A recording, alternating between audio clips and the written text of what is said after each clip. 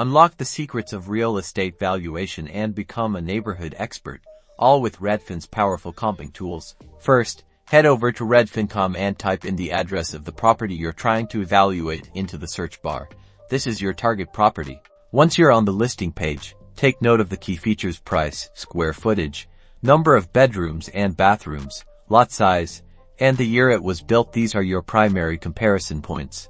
Now, scroll down to the similar homes section. Redfin automatically suggests comparable properties in the area based on the characteristics we just reviewed. Pay close attention to the map view. You want comps that are geographically close to the target property to account for neighborhood-specific factors. Analyze the sold prices of these comparable properties. Ideally, you want at least 3 to 5 recent sales within the last 3 to 6 months to get an accurate read on the current market value.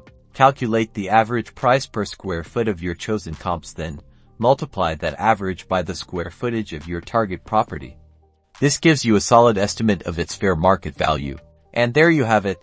You've successfully used Redfin to conduct a comparative market analysis, empowering you to make informed decisions in the world of real estate. Don't forget to like and subscribe for more real estate tips and tricks.